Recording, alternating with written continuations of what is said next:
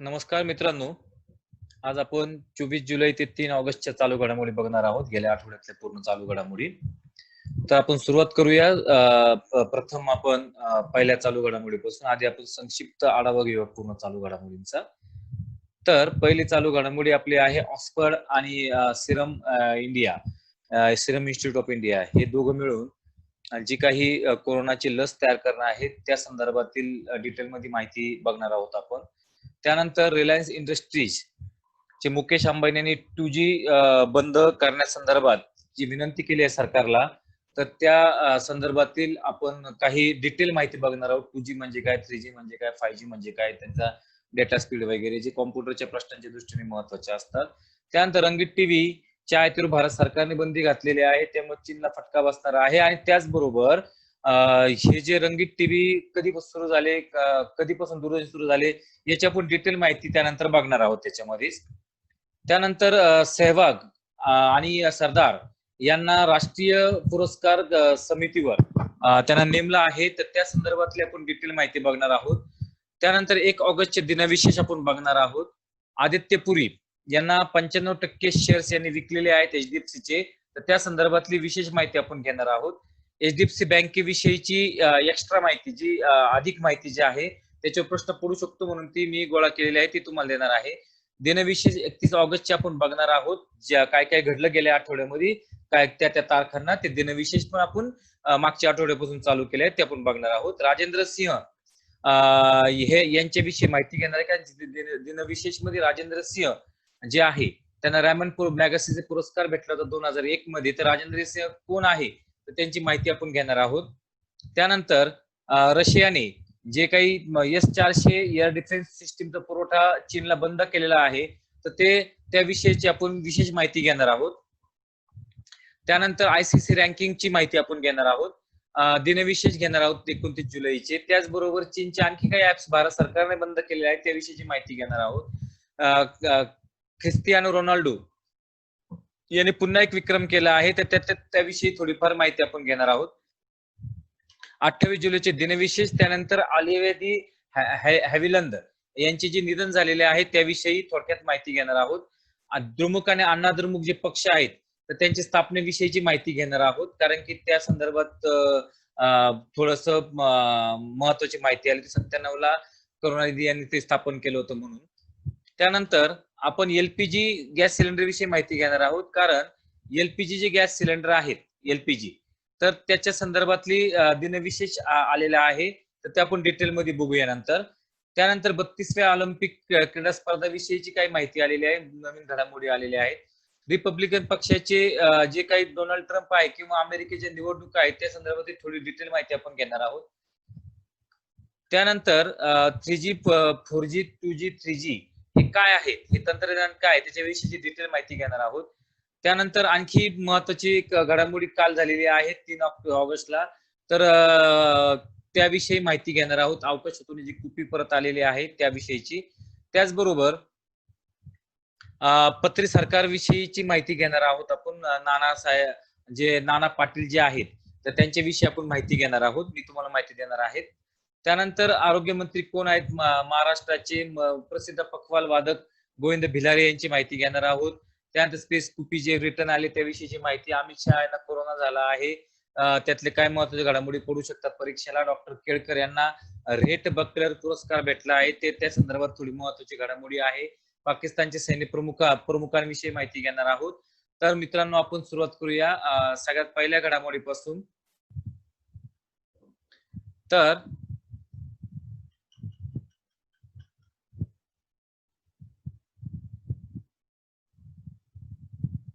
पहिली घडामोडी सुरुवात करूया आपण. आज खूप पूर्ण आठवड्याच्या घडामोडी घेतल्यामुळे पेजेस भरपूर झाले आहे माझे पॉवर पॉइंट प्रेझेंटेशनच्या. तर पहिली घडामोडी, ऑक्सफर्ड आणि सिरम इन्स्टिट्यूट ऑफ इंडिया हे दोघं मिळून कोरोनाची लस तयार करत आहे. पहिला टप्पा त्यांनी पूर्ण केलाय मानवी चाचणीचा, आता दुसरा आणि तिसरा 2 टप्पे ते पूर्ण करणार आहेत. जी काही विषाणूवरची लस येत असते त्या लसीचे कमीत कमी 3 टप्पे पूर्ण होणं गरजेचं आहे, आणि त्या दृष्टीने आता भारत सरकारने बऱ्यापैकी यश मिळवलेलं आहे असं म्हणतात. आणि त्या दृष्टीने आता मानवी चाचणी दुसरा आणि तिसरा टप्पा पूर्ण झाल्यावर ही लस प्रत्यक्षात मानवाला देता येऊ शकते. कारण की लस अशी डायरेक्ट येऊ शकत नाही मार्केटमध्ये. आधी प्राण्यावर चाचणी होतात. त्यांचे प्राण्यावर चाचणी झाल्यानंतर काय संशोधन होतं, त्यातून काय चांगली किंवा वाईट गोष्ट होऊ शकते, या गोष्टीचा विचार केला जातो. नंतर मानवाला देऊन बघितला जातो. मानवाला त्याचा दुष्परिणाम काय होतो किंवा चांगले परिणाम काय होते चेक केले जातात. त्यानंतर मानवानंतर परत आणखी अधिक मानवांना दिलं जातं आणि शेवटला सर्वांना म्हणजे तिसऱ्या टप्प्यामध्ये जास्तीत जास्त वेगवेगळ्या विभागातल्या माणसांना ती लस दिली जाते आणि शेवटी प्रत्यक्ष सगळ्या संपूर्ण देशभर ती लस पोहोचवली जाते. तर रशियाने पण आता रशियाची लस यशस्वी झालेली आहे. तर सगळ्यात पहिल्यांदा सामुदायिक लसीकरण करायला सुरुवात करणार आहेत. रशियातल्या पहिल्या डॉक्टरांना आणि जे काही महत्वाचे लोक आहेत कोविड-19 संदर्भात त्या ठिकाणी प्रयत्न करायत त्यांना पहिल्यांदा लस देणार आहेत. नंतर बाकी जनतेला ती लस त्यांनी उपलब्ध करून देणार आहेत. भारत सुद्धा रशियाकडून लस घेऊ शकतो, पण ती खूप महाग विकतील. त्यामुळे भारताने स्वतःची लस डेव्हलप करण्याकडे जास्त लक्ष केंद्रित केलेलं आहे.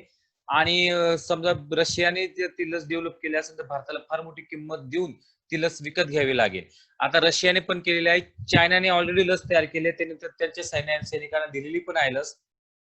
त्याचप्रमाणे इटलीने पण लस तयार केलेली आहे. इस्रायलने पण केलेली आहे. पण भारत अजूनही त्यांच्या चाचण्या किंवा त्यांची टेस्टिंग केल्याशिवाय भारतात ती लस भारत सरकार मागवणार नाही. कारण की त्यांच्याकडचं काय परिणाम चांगले वाईट परिणाम होते चेक करते ना मग भारतात मागवते. तर अशा पद्धतीने आता हे कोण यांना कोण परमिशन देतं या सगळ्या गोष्टींची, तर त्याच्याविषयीची आपण माहिती घेऊ. कोण कोण परमिशन देतं. तर central drugs control organisation CDSCO ही त्यांना परमिशन देतं. हे महत्वाचं आहे आपल्या परीक्षा दृष्टीने. त्यानंतर सिरम इन्स्टिट्यूट आणि इंडिया ॲस्ट्राझेनेका बरोबर या लसीला विकसित करण्याचा त्यांचा आहे. एकदा विकसित झाली की ती खूप स्वस्त किमतीत आपल्याला भेटेल. त्यानंतर रिलायन्स इंडस्ट्रीचे मुकेश अंबानी यांनी 2G संदर्भात जे काही वक्तव्य केलं आहे, तर त्या वक्तव्यावरून आपण 2G, 4G आणि 5G तंत्रज्ञान काय आहे त्याच्याविषयी माहिती घेणार आहोत. तर ही पुढच्या पेजवर आहे ही माहिती. त्यावेळी आल्यावर मी तुम्हाला समजून सांगेल. सध्या आपल्याला लक्षात ठेवायचं की सध्या देशात 30 कोटी ग्राहक 2G सेवा वापरत आहेत. 30 कोटी ग्राहक 2G सेवा वापरत आहे. आणि 2G जर बंद केली तर हे 30 कोटी ग्राहक साहजिकच 4G आणि 5G कडे वळणार आहेत. म्हणजे नवीन मोबाईल विक्री होऊ शकते. त्याचबरोबर रिलायन्सच्या जिओला भरपूर ग्राहक मिळू शकतात असा त्याच्या मागचा हेतू आहे. कारण 30 कोटीमध्ये अनेक ग्राहक हे आयडिया आणि एअरटेल कडे आहेत. त्यामुळं रिलायन्सला ते ग्राहक ओढायचे आहेत. म्हणून त्या दृष्टीने त्यांनी ही विनंती केली आहे. ही विनंती मान्य झाली तर रिलायन्स जिओला हे ग्राहक मिळून जातील आणि रिलायन्स जिओ ही सगळ्यात टॉपची मोबाईल कंपनी भारतातली होऊ शकते असा त्यामागचा हेतू असू शकतो. सरकारने रंगीत टीव्हीच्या आयातीवर बंदी केली आहे. टीव्ही तर ऑलरेडी बंद झाले, आता एलसीडी आणि एलईडी यायला लागले. त्यामुळे रंगीत टीव्हीच्या आयातीवर बंदी केली आहे. त्याचप्रमाणे विशिष्ट आकाराच्या एलसीडीची सुद्धा आयातीवर बंदी घातलेली आहे. सगळ्यात महत्वाचा निर्णय भारत सरकारने घेतलेला आहे. कारण की ह्या आयातीमध्ये आपले तब्बल 7,120 कोटी रंगीत टीव्हीच्या आयातीवर 2019 मध्ये आपले खर्च झाले. 2020 मध्ये तर सगळ्यात घाणच गेलेले कोरोनामुळे, तर लोकांची खरेदी शक्ती संपलेली आहे. ती फक्त 5,514 कोटी एवढी आयात आपली झालेली आहे 2020 मध्ये.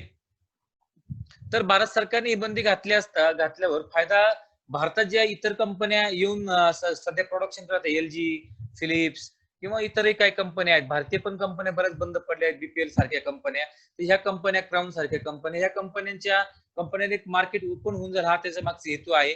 आणि चीनला एक प्रकारे धक्का देण्याचा सुद्धा प्रयत्न या ठिकाणी भारत सरकार करत आहे.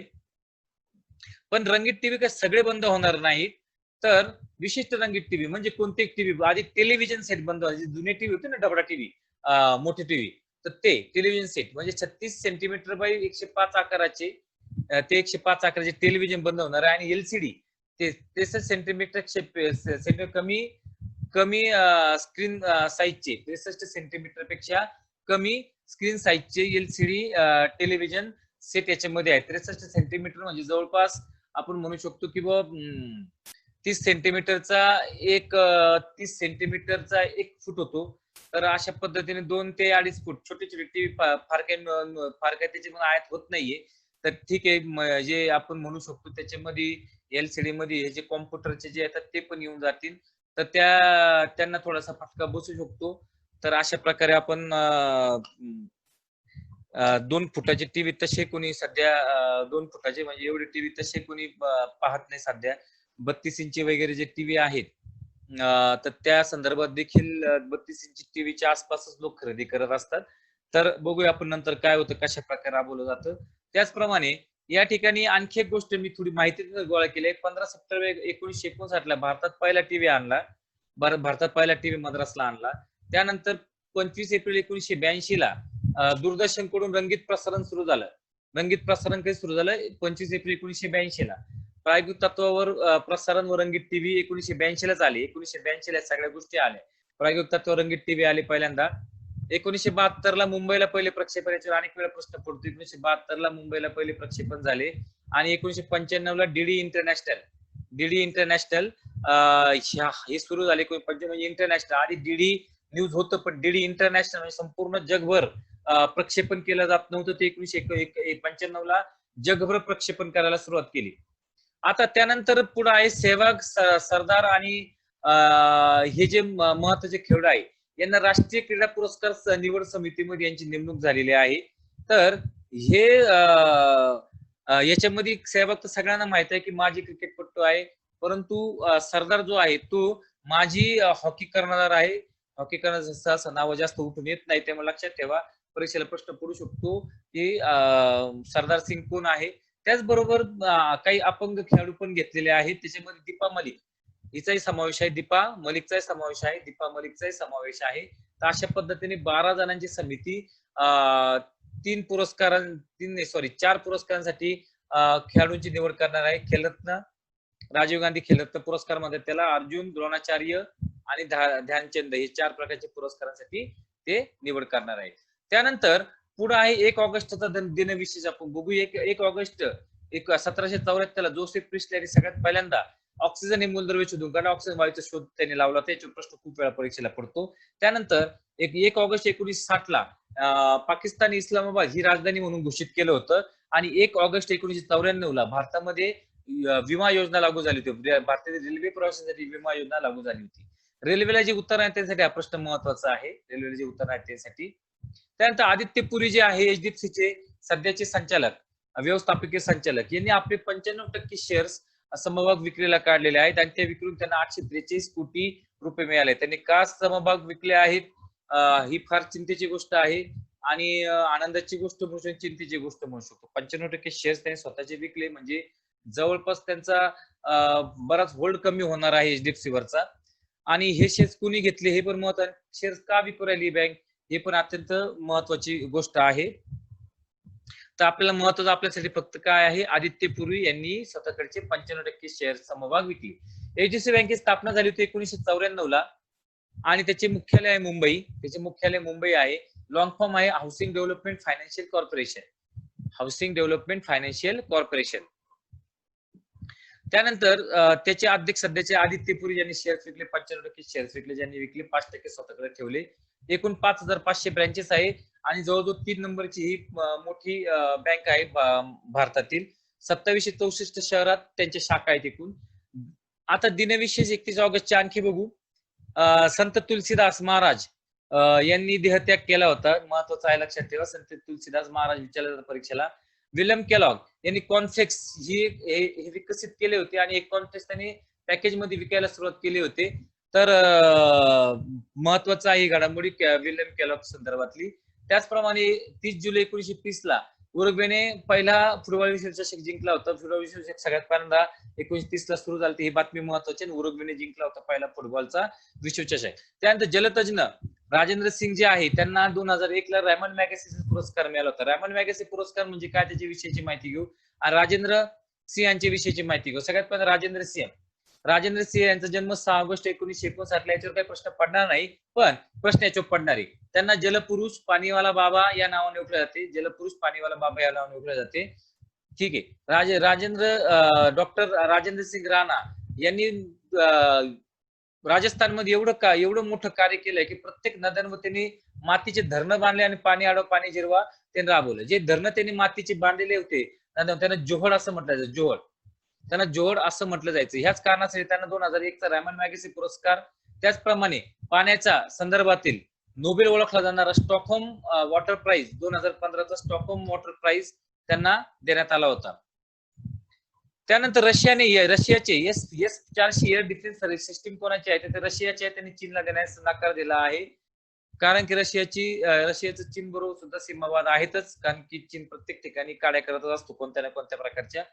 तर भारताला त्यांनी दिलं, पण चीनला दिलं नाही, कारण चीन पासून पुढे भविष्यात धोका होऊ शकतो. ह्या दृष्टीने अनेक देशांनी चीनला मदत करणं बंद केलेलं आहे, कारण चीनने ज्या पद्धतीने भारताची सीमा बळकवली आहे, चीनने सध्या बराच आतपर्यंत घुसलेला आहे आणि बरीच सीमा बळकवलेली आहे. या कारणामुळे जगाला सुद्धा हा मोठा धोका दिसायला लागला आहे, म्हणून जग सुद्धा चीनला मदत करणं बंद केलं. अमेरिकेने ऑलरेडी मदत करणं बंद केलं आहे, रशियाने मदत बंद करणं, आणि बरेच देशांनी चीनवर बहिष्कार टाकलेला आहे. त्यांचे टिकटॉक किंवा इतर जे काही सॉफ्टवेअर्स आहेत त्याच्यावर सुद्धा त्यांनी बहिष्कार घातलेले आहेत. त्यानंतर विराट आणि रोहित शर्मा, जे ICCची जी क्रमवारी जाहीर झाली आहे त्याच्यामध्ये बॅट्समन म्हणून विराट आणि रोहित शर्मा ह्या दोघांनी 1 आणि 2 क्रमांक घेतलेला महत्वाचा प्रश्न आहे. ICC रँक मध्ये सर्वप्रथम सर्वात जास्त ICC रँक मध्ये 2020 मध्ये क्रमवारीत प्रथम स्थान कोणी पटकवलं होतं असा प्रश्न पडला तर तुम्हाला विराट कोहली उत्तर देतील आणि रोहित शर्मा 2 नंबरला आहे. त्यानंतर 29 जुलै 1915ला त्यांना विशेष बघू आपण. मेजर कॅन्डी यांनी विश्राम बागेत स्त्री शिक्षणाचे भारतीय उद्गाते ज्योतिबा फुले यांचा सन्मान केला. मेजर कॅन्डी यांनी कोणाचा सन्मान केला, तर ज्योतिबा फुले यांचा सन्मान केल्याचे खूप वेळा प्रश्न पडलेले आहे अनेक परीक्षांना. तर विश्राम बागेत त्यांनी हा सत्कार केला, सन्मान केला होता. तर ते होते भारतीय स्त्री शिक्षणाचे उद्गाते असं त्यांना म्हटलं जातं. हे काही एवढं महत्वाचं नाहीये. टाटा एअरलाईनचे एअर इंडियाचे नामांकन झाले 1946 ला. 1946 ला महत्वाचं आहे. त्यानंतर 1957 महत्वाचं आहे. 1957 इंटरनॅशनल ॲटॉमिक एनर्जी एजन्सी स्थापना, इंटरनॅशनल ॲटॉमिक एनर्जीची स्थापना. आणि सगळ्यात महत्वाची घडामोडी जी परीक्षेला गॅरंटेड पडू शकते यावर्षी प्रश्न, भारत श्रीलंका शांतता करारावर 29 जुलै 1987 मध्ये सह्या करण्यात आल्या. 19 जुलै 1987 ला राजीव गांधी त्यावेळी पंतप्रधान होते भारताचे, आणि श्रीलंकेमध्ये फार मोठ्या प्रमाणात LTTE जी संघटना आहे, तर या LTTE संघटनेने फार युद्धजन्य परिस्थिती निर्माण केली होती. त्याचप्रमाणे त्या ठिकाणी अतिरेक कारवाया करून त्या श्रीलंकन सरकारला त्यांनी पूर्ण बेजार करून सोडलं होतं. आणि ह्याच कारणासाठी श्रीलंका सरकारने भारत सरकारकडे मदत मागली. राजीव गांधींनी त्यांना मदत करायचं ठरवलं आणि त्यांनी शांती सेना श्रीलंकेमध्ये पाठवली. ही शांती सेना श्रीलंकेमध्ये केलं त्यांनी फार मोठं कार्य त्यांनी केलं. त्यांनी बऱ्यापैकी प्रमाण LTTE ला मागं थोपटलं. जाफना भागामध्ये LTTE ताबे घेतला, तिथला जाफना भाग जो होता बराचपणे त्यांना थोपवलं मागं. परंतु ह्या LTTEचा जो LTTEचे जे माणसं होती, जे नेते होते, त्यांनी मात्र भारतीय सेनेची फार मोठी बदनामी केली. त्यांनी अत्याचार केले, हे केलं ते केलं, विनाकारण निष्पापांना मारलं, अशा प्रकारची त्यांनी बदनामी करायला सुरुवात केली. आणि ह्या कारणामुळे श्रीलंकन सरकारने असं सांगितलं की राजीव गांधी पुन्हा सांगितलं की तुमची शांती सेना मागे घ्या. आणि राजीव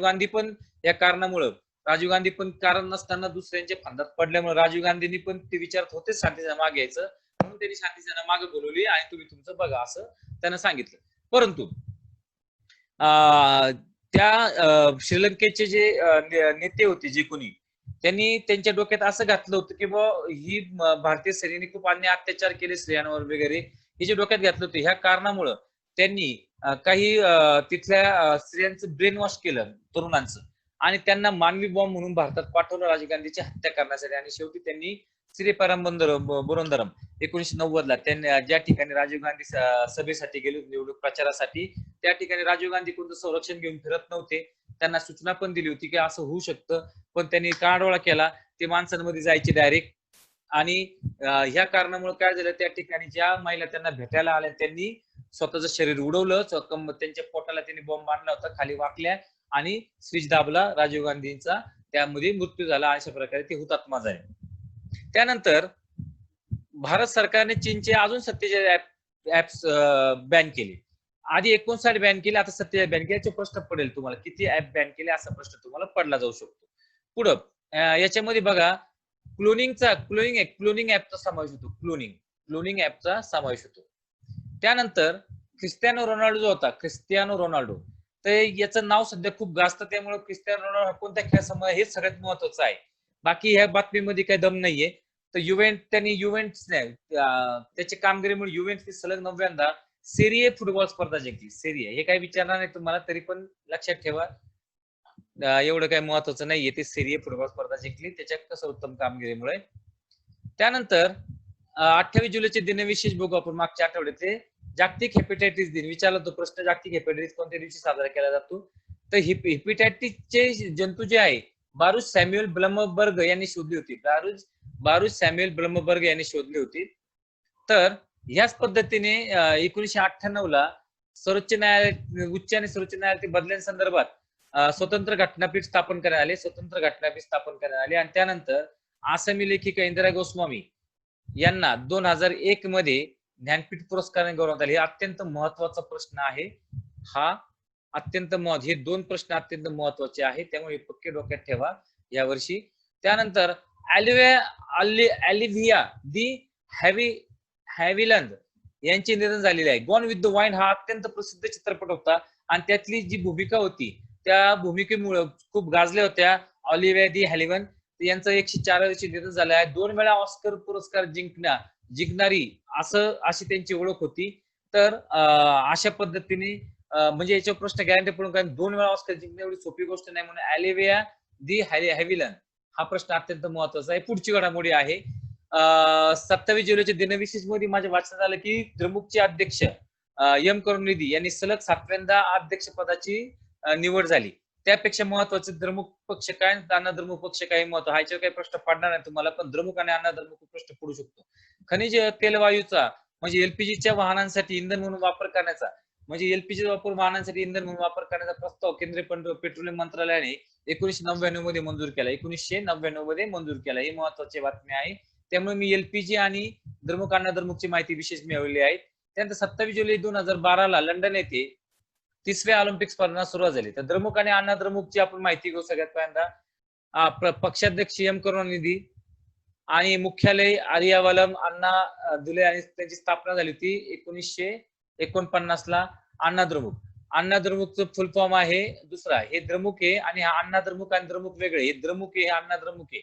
अण्णा द्रमुक अखिल भारतीय अण्णा दरिद्र मुन्नेत्र कळघम असं नाव त्याचं लॉंग फॉर्म आहे अण्णा द्रमुकचा अखिल भारतीय अण्णा द्रविड मुन्नेत्र कळघम असा लॉंग फॉर्म आहे.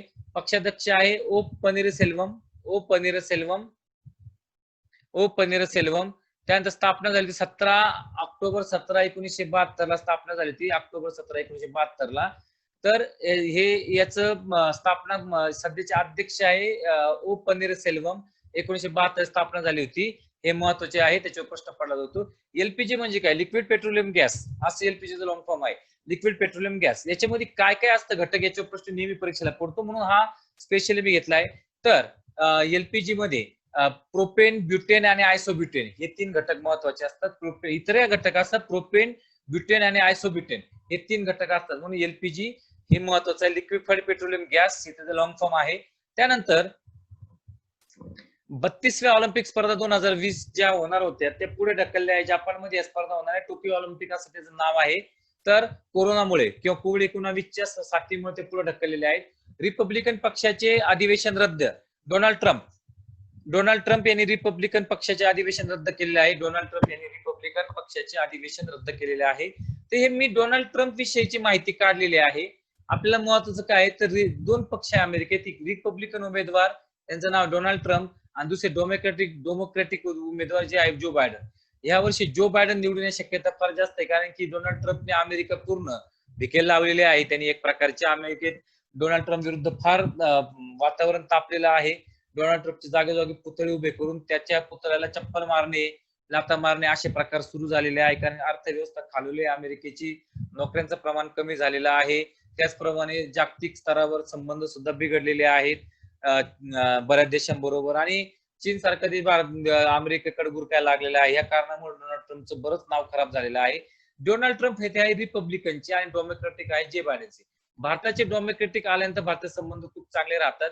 रिपब्लिकन म्हणावे त्याचे भारतीय संबंध चांगले राहत नाही. त्याला किती अहमदाबादला आणा, किती भिंती बांधा, किती गरिबी झाकण, किती मोठं ते 100 कोटीचं त्याचं स्वागत करा, हा रिपब्लिकन कधी भारताबरोबर नीट राहिलेला नाही, तो पाकिस्तानच्याच फेवर मध्ये राहिलेला आहे. त्यानंतर मी मगाशी तुम्हाला सांगितलं 2G 3G आणि 4G म्हणजे काय. सगळ्यात पहिल्यांदा 2G 1G म्हणजे काय, फक्त तुमचे टेलिफोन लाईन जी जोडले घरामध्ये वायरनी, ते 1G. आणि 2G म्हणजे काय, 2G पासून टेलिफोन चालू होतो. 2G चा अर्थ होतो जनरेशन, जीचा अर्थ जनरेशन 1G. आता 1G म्हणजे काय, अॅनोलॉग डेटा शिवाय टेलिफोनिक फक्त सेवा देतो. डेटा ज्या ठिकाणी येतो त्या ठिकाणी 2G चालू होतो. तर 2G हा 250 kbps पर्यंत गतीची ऑफर देतो.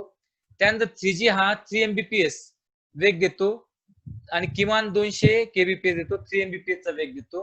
त्याचप्रमाणे 4G हा 100 Mbps पर्यंत वेग देतो, 100 Mbps वेग देतो. 4G च्या बरोबर जोडून येतो LTE चा लॉंग फॉर्म होतो लॉंग टर्म इव्होल्युशन, LTE चा लॉंग टर्म इव्होल्युशन. तर आणि त्यानंतर 5G होतं. 5G तर अगदी तुम्ही 5G आल्यानंतर 10 सेकंदामध्ये मोठे मोठे मूवी तुम्ही डाउनलोड करू शकणार आहात. ठीक आहे, 5G भारतामध्ये ऑलरेडी इंट्रोड्यूस झालेला आहे आणि लवकरच 5G येणार. अगदी तुम्ही काही सेकंदामध्ये मोठा डाटा, अगदी त्याचा स्पीडच खूप, त्याचा स्पीडच वेग 1 GB पर सेकंद असा स्पीड असतो. तो मिळाला तर भारतामध्ये, तो मिळाला तर तुम्ही पटावत कितीतरी डेटा डाऊन अगदी काही सेकंदात करू शकता. त्यानंतर स्पेस एक्स कंपनीची ड्रॅगन ही कुपी अवकाशाला भेट देऊन येत आहे. महत्वाचा प्रश्न आहे. तर महत्वाचं काय, खासगी कंपनीच्या माध्यमातून नासाने अवकाशवीर पाठवणे व त्यांची परत येणे या गोष्टी पर्यंत घडत आहे. तर हे खूप महत्वाचं आहे. खासगी कंपन्यांनी पाठवलेला होता हा स्पेस एक्स कंपनीचा ड्रॅगन. काय नाव आहे, ड्रॅगन. कंपनी कोणती, स्पेस एक्स कंपनी. हे महत्वाचं. ती कुपी तिथं अवकाशाला भेट दिली आणि परत आली. इथून पुढे आता भरोसा नाही, काही दिवसांनी भारतामध्ये पण अजून 9 वर्षात कंपनी स्थापन देईल. तुम्हाला आपल्याला अवकाशात घेऊन जातील आणि परत घेऊन येतील, पूर्ण दाखवून येतील. एकदम छान प्रकल्प असे राबवले. काही दिवसांनी अगदी विमानासारखे हे अवकाशाने उडतील प्रत्येक ठिकाणावरनं खासगीकरण झाल्यानंतर. तर अवकाश वैमानिक डग हार्ले व बॉब हिंकेन हे 2 अमेरिकन गेले होते स्पेसएक्सच्या माध्यमातून. एवढं महत्वाचं नाहीये स्पेसएक्स आणि महत्वाचं स्पेसएक्स काय आणि ड्रॅगन ही कुपी, एवढंच महत्वाचं आहे. आता 3 ऑगस्टच्या ज्या काही दिनविशेष आहेत त्याच्यामध्ये सगळ्यात पहिल्यांदा येतं क्रांतिसिंह नाना पाटील यांचा जन्म झाला 3 ऑगस्ट 19 साली. अत्यंत महत्वाची घडामोडी आहे आणि खूप प्रश्न पडला नाना पाटील क्रांतिसिंह. पत्री सरकार म्हणजे प्रति सरकार त्यांनी राबवलं होतं. प्रति सरकार म्हणजे पत्री सरकार. तर यांनी राबवलं होतं. सातारा, बंगालचा काही भाग, बऱ्याच ठिकाणी ते पत्री सरकार राबवलं होतं. तर त्यामुळे नानासाहेब यांचं नाव खूप गाजलं होतं. स्वातंत्र्य सैनिक, समाज सुधारक आणि पत्री सरकारची निर्माती आपण त्यांना म्हणू शकतो. The Firestone tyre and rubber company, हे काही एवढं महत्वाचं नाही, ते सोडून, हे काही एवढं लक्षात ठेवायची गरज नाहीये. पण हे मात्र लक्षात महत्वाचं आहे. 3 ऑगस्ट 1948 मध्ये भारतीय अणुऊर्जा आयोगाची स्थापना झाली होती. सन 1960 मध्ये नायजेरिया देशाला फ्रान्सकडून स्वातंत्र्य मिळालं होतं. त्याच्यापेक्षा महत्वाचं का, अणुऊर्जा आयोगाची स्थापना केव्हा झाली, 3 ऑगस्ट 1948. अणुऊर्जा आयोगाचं इंग्लिश नाव आहे इंडियन ॲटॉमिक रिसर्च कमिशन. त्यानंतर महत्वाचं आहे की सध्या आपले कोण आहेत, आपले आरोग्य मंत्री. गॅरंटेड प्रश्न, आरोग्य मंत्र्याचा प्रश्न तुम्ही सांगतो 50 पेपर मध्ये कमी 20 पेपर मध्ये आरोग्य मंत्री कोण हा प्रश्न पडेल भरतीनंतर. तर राजेश टोपे हे सध्या आपले आरोग्य मंत्री आहे. त्यानंतर गोविंद भिलारे हे पकवाज वादक जे आहे पुण्याचे, त्यांचं दुःख निधन झालं आहे. तर तुम्हाला परीक्षेसाठी महत्वाचं एकच आहे की पकवाज वादक कोण आहे प्रसिद्ध, तो गोविंद भिलारे हे नाव द्यायचं. स्पेस एक्टिव्हिटी विषयीची माहिती मग अशी घेतलीच आहे आपण. अमित शहा जे भारताचे गृहमंत्री आहेत, त्यांना आता कोरोना झालेला आहे, ठीक आहे, कोरोना झाले आहे आणि भारतामध्ये जवळजवळ कोरोना संख्या आता 17 लाखाच्या आसपास गेलेली आहे. त्यानंतर डॉक्टर केरकर जे आहे त्यांना रेट बटलर हा पुरस्कार भेटला आहे. डोळ्याच्या संदर्भातले हे डॉक्टर इजा आणि मोतीबिंदू म्हणजे डोळ्याचे, आदित्य केरकर कशामध्ये आहे तर डोळ्याचे डॉक्टर किंवा डोळ्याचे डॉक्टर याच्या संबंधित आहे. त्यानंतर पाकिस्तान सैनिकांनी आळवला काश्मीरचा सूर, सैनिक प्रमुखांनी. तर आपल्याला महत्वाचं फक्त यातलं एकच एक, कमर जावेद बाजवा हेच महत्वाचं आहे. पाकिस्तानचे लष्कर प्रमुख कोण आहे असा प्रश्न पडू शकतो, कमर जावेद बाजवा. तर मित्रांनो, माझे चालू घडामोडी आज या ठिकाणी संपवतो. धन्यवाद. माझा युट्यूब चॅनल आहे आर्य करिअर अकॅडमी, तर त्या ठिकाणी तुम्ही सबस्क्राईब नाव दिसेल त्या ठिकाणी सबस्क्राईब करा आणि वर बेल आयकॉन जे असतो त्याचे नोटिफिकेशन बेल आयकॉन तुम्ही नक्कीच सबस्क्राईब करा, म्हणजे तुम्हाला माझ्या वेगवेगळ्या प्रकारचे लेक्चर्स आणि चालू घडामोडीचे लेक्चर्स किंवा मॅथचे लेक्चर्स म्हणा किंवा सायन्सचे लेक्चर किंवा इतिहास याचे लेक्चर मी लवकर इतिहास पूर्ण टाकणार आहे. माझे इतिहासाचे पूर्ण नोट्स तयार झाले आहेत आणि खूप सुंदर सुंदर इतिहास मी कव्हर केलेला आहे. तुम्ही जर सबस्क्राईब आणि बेल आयकॉन दाबून ठेवला असेल तुम्हाला ते नोट्स भेटून जातील. आणि इतिहास असा केलेला आहे की एमपीएससीचे मुलांना सुद्धा कोणते पुस्तक वाचायची गरज पडणार नाही अशा प्रकारे मी इतिहास पूर्ण कव्हर केलाय. पोलीस भरतीच्या मुलांना फायद्याचा आहे. गॅरंटेड 3 ते 5 मार्क तुम्हाला मिळतील अशी अपेक्षा मी इतिहासामध्ये करेल. आणि माझ्या चालू घडामोडी जर तुम्हाला आवडत असेल तर माझ्या आर्य करिअर अकॅडमीच्या चॅनलला नक्कीच सबस्क्राईब करा. माझा लोगो या ठिकाणी दिसत असेल तुम्हाला वर, हा लोगो आहे. लोगो असलेल्या चॅनलवर जा. धन्यवाद मित्रांनो, शुभरात्री.